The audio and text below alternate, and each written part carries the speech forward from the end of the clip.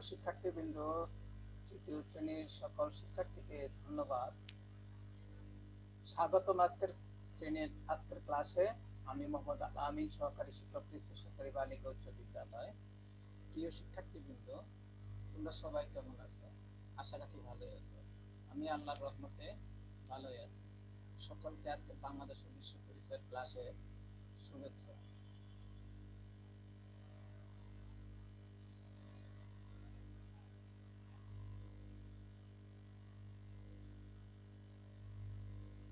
আজকে আমরা তোমাদের বাংলাদেশ ও বিশ্ব পরিচয় বিষয়ে বিভিন্ন ধর্মীয় উৎসব, ইসলাম এবং হিন্দু, তোমাদের পাঠ্য বইয়ের 11 নম্বর পৃষ্ঠা থেকে আলোচনা করব।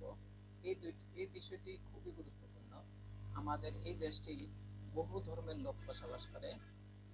এখানের মধ্যে প্রথম প্রধান বসবাসকারী জনগোষ্ঠী হলো মুসলিম, তাদের ধর্ম হলো ইসলাম।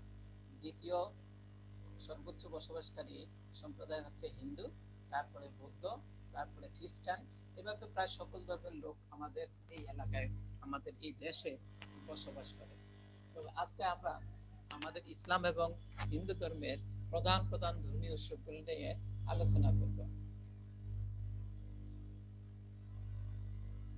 আজকের পাঠ শেষে তোমরা বাংলাদেশে বসবাসকারী বিভিন্ন ধর্মাবলম্বী মানুষের প্রধান প্রধান ধর্মীয় উৎসবের নাম ইসলাম এবং হিন্দু বলতে পারবে।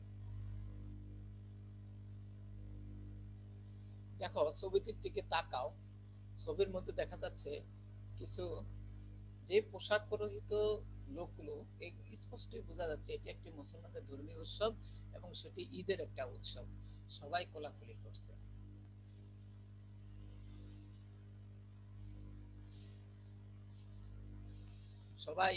আমরা সবাই জানি যে মুসলমানরা প্রতি বছর রমজান মাসে পবিত্র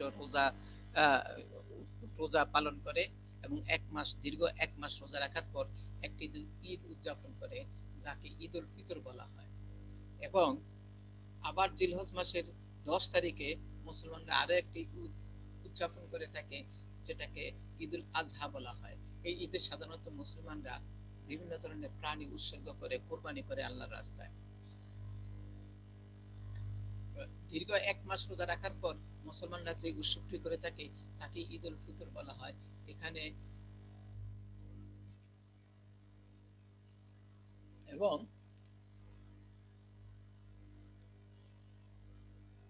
ঈদুল আজহার সময় যেই ঈদটি পালন করে তাকে অনেকে কোরবানির ঈদও বলে থাকে।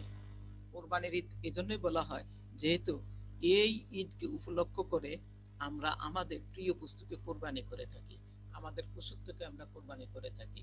আমাদের আমাদের প্রিয় নবী হযরত ইব্রাহিম আলাইহিস সালাতু ওয়াস সালামকে আল্লাহ তাআলা নির্দেশ দিয়েছিলেন তার প্রিয় পুত্রকে কোরবানি করার জন্য। তিনি তার প্রিয় পুত্রকে কোরবানি করেছিলেন আল্লাহর রাস্তায়। আল্লাহ তাআলা তার সেই কোরবানিকে কবুল করেছেন এবং সেই কোরবানির নিদর্শন স্বরূপ আমাদেরকে আল্লাহর রাস্তায় কোরবানি করার নির্দেশ দিয়েছেন। এই জন্যই যে হযরত ইব্রাহিম আলাইহিস সালাতু ওয়াস সালাম ছিলেন আমাদের ধর্মীয় জাতের পিতা, মিল্লাত আবিকুম ইব্রাহিম। আমরা হযরত ইব্রাহিম আলাইহিস সালাম হলেন আমাদের ইসলাম মুসলিম জাতির পিতা।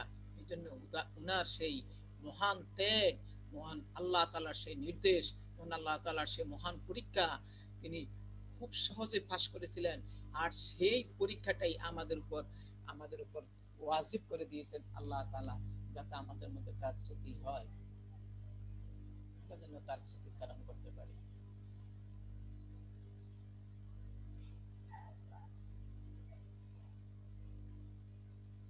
এই ঈদের সময় আমাদের দেশের মানুষেরা সাধারণত বিভিন্ন ভাবে আনন্দ উৎসব করে থাকে।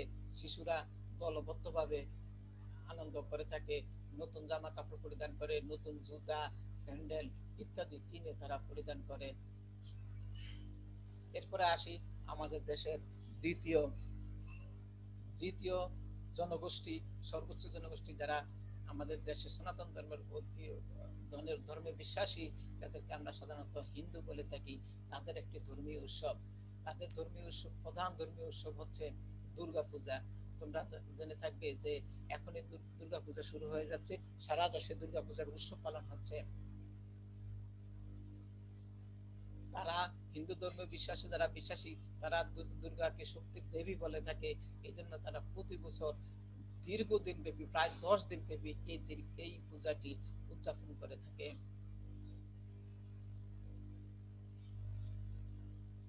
এছাড়াও তারা আরো একটি উৎসব পালন করে থাকে, আরো একটি পূজা পালন করে থাকে, যে যাকে বলা হয় বিদ্যার দেবী সরস্বতী।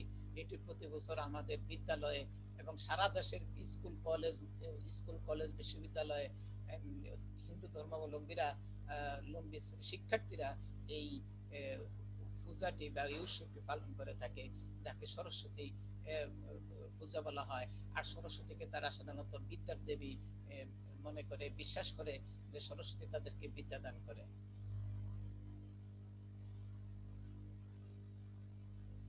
আরেকটি পূজার নাম লক্ষ্মী পূজা। তারা যে সকল ধন সম্পদের মালিক হয়ে থাকে, তারা মনে করে লক্ষ্মী তাদেরকে এই সব ধন সম্পদ দান করে। এটা তাদের একটি ধর্মীয় বিশ্বাস। এটাও তারা খুব ধুমধামে, মহা ধুমধামে পালন করে থাকে।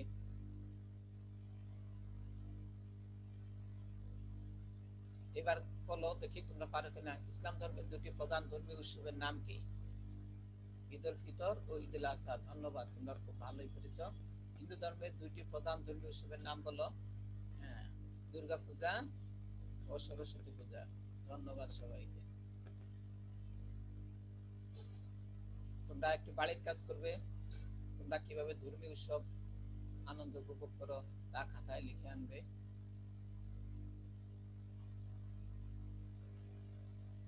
সবাইকে ধন্যবাদ জানিয়ে আজকে এখানে শেষ করছি। আমি মোহাম্মদ